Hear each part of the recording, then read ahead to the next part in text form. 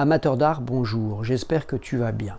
J'aimerais aujourd'hui te parler de l'école allemande du Bauhaus, spécialisée dans l'architecture et les arts appliqués, qui verra passer de grands artistes, de grands designers et de grands architectes que tu connais probablement, comme Mies van der Rohe, Wassily Kandinsky, Paul Klee ou Marcel Breuer.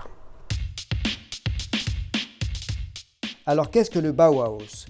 Le Bauhaus est une école créée dans la ville de Weimar en 1919 par la réunion de l'École des arts décoratifs et de l'Académie des beaux-arts. Son nom vient de l'allemand Bau, qui signifie bâtiment, construction, et Haus, qui veut dire maison. Donc le Bauhaus est la maison du bâtiment.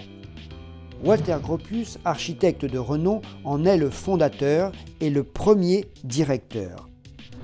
Il souhaite repenser l'enseignement des beaux-arts en y intégrant l'architecture moderne. Il y rattache les arts appliqués.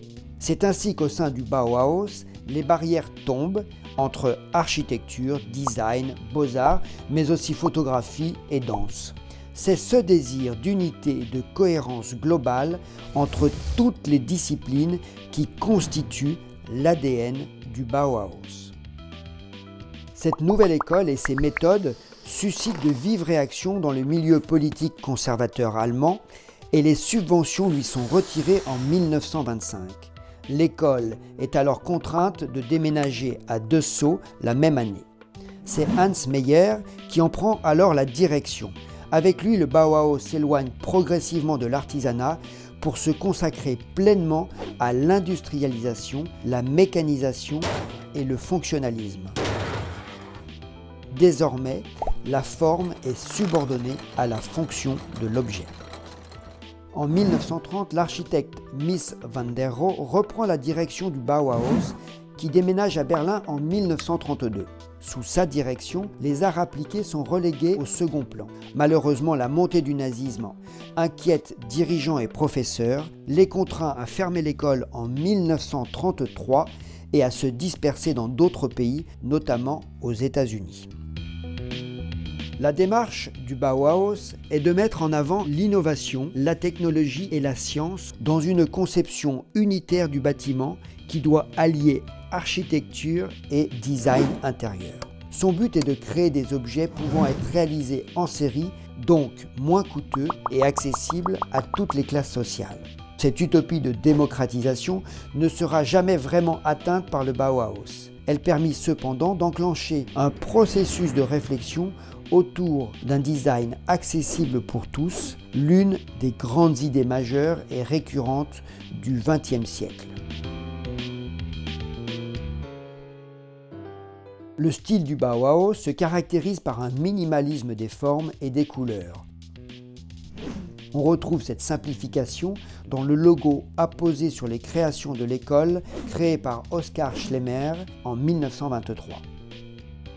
La volonté d'innover du Bauhaus passe également par l'utilisation de nouveaux matériaux comme le métal, le laiton, le verre, le béton ou encore l'aluminium, parfois mélangés à des matériaux plus classiques comme le bois, le canage ou le cuir. Les ateliers de menuiserie et de métal de l'école développent de nouvelles techniques comme le métal tubulaire, courbé. Ils permettent ainsi de créer de nouveaux modèles comme les sièges en porte-à-faux que tu connais probablement et les structures en acier pour les tables. Malgré sa disparition en 1933, le Bauhaus sera le socle d'inspiration des idées du mouvement moderne. Grâce à la dispersion de ses maîtres et de ses élèves, les idées du Bauhaus continueront de se diffuser dans le monde entier, principalement aux États-Unis et à Tel Aviv. Ainsi, même si son existence fut brève, le Bauhaus a été un catalyseur dans la conception d'une architecture moderne, d'un design fonctionnel, sobre et accessible à tous. Voilà, j'espère que cette vidéo t'a plu. Si c'est le cas, n'hésite pas à t'inscrire à notre Instagram ou à notre newsletter. Tu y trouveras tout un tas d'informations concernant le mobilier, ses créateurs et ses techniques. Et si tu souhaites nous rencontrer, tu trouveras en bas de cette vidéo toutes les informations utiles pour le faire. Voilà, je te souhaite une excellente journée et te dis à très bientôt pour de nouvelles découvertes.